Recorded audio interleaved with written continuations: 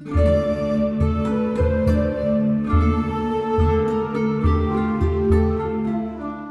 guys, welcome back to the channel. So today I'm going to be reviewing a book that I recently read that's called Baby Teeth by Zoje. But before we get into the review, please make sure you hit the subscribe button below and click the bell for notification so you don't miss any of my upcoming uploads. So this book has been sitting on my shelf for a while now, and Jordan over at Jordaline Reads always talked about this book, and I was like, I'm gonna pick it up, and I never ever did. And I finally picked it up in November, and I just had to talk to you guys about it. So in this book, we meet the Jensen family. So we have Alex, who is the dad, Suzette, who is the mom, and Hannah, who is their 7-year-old daughter.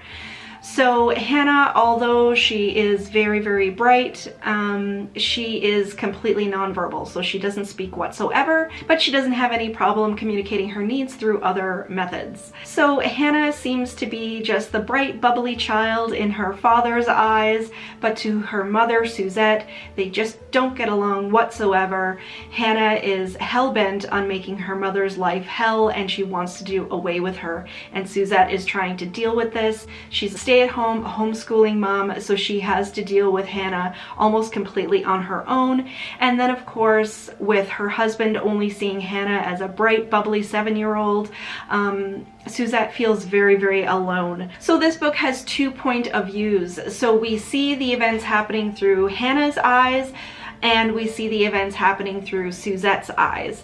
And at first I was a little bit worried. I was like, you know, we're gonna have POV chapters as told from a 7-year-old, but it worked perfectly. I really, really enjoyed how these POV chapters went, and I just couldn't wait to get to the next viewpoint of what was going on in each one of their heads. I have to say, at the very beginning I was a little bit worried, because in the first couple of chapters there's an incident with a babysitter, and it just seems that Hannah is just a bratty kid. And I was thinking, oh god, is this just going to be a book about a bratty kid? And it totally was not. So I'm not going to get into any spoilers here, but this child is the creepiest child I've ever experienced in any book or any movie, and I've seen a lot to do with creepy children, and it just sent chills down my spine. Especially there's a scene where Hannah is knocking on the bathroom door to get Suzette's attention, and she opens the door, and this is where we first start to find out what's really going on with Hannah. And in this scene, it just completely chilled me to the bone. I literally had the breath go out of me because I was like, oh god. And from that scene on, it was just one thing after another, after another, after another, and I wanted to hurt this kid. It was unbelievable. Like, this kid is completely diabolical. And then her mother is trying to figure out, is her kid possessed? Is her kid the spawn of Satan? Is her kid psychotic? Is she just bratty and she wants attention? And I really felt a lot of character development, especially with Hannah and with Suzette. With Suzette, you really feel what she's going through. I don't have children myself, but even as somebody who is not a mother, you really feel what this person is going through with this child that she loves so much, but she doesn't know what she's going to do, and she increasingly starts to get frightened of her own daughter. And then with the husband, Alex, he's so wonderful and he loves his family, and you feel the love for this father, but you're like, oh my god, you're not seeing what's happening, you're not listening to your wife. So we kind of have this you know, strained family dynamic going on, and it's really frustrating because you just want to jump into the book and shake him and say, oh my god, look at what your kid is doing.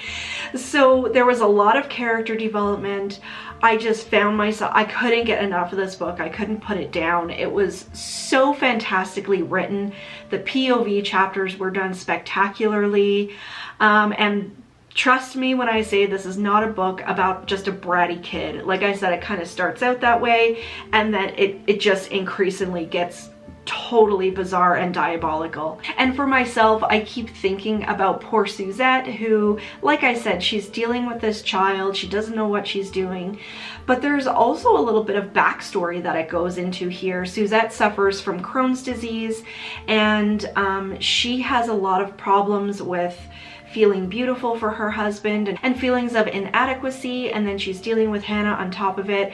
And then as we go on, we find out a little bit of what happened to her in her childhood, and that just adds on to the layers of this story. So like I said, outstanding development of the story, of the characters, and it really makes you jump into this and like you're terrified of this kid and you don't know what she's going to do. And they keep trying to put her in these private schools where she can get the help that she needs.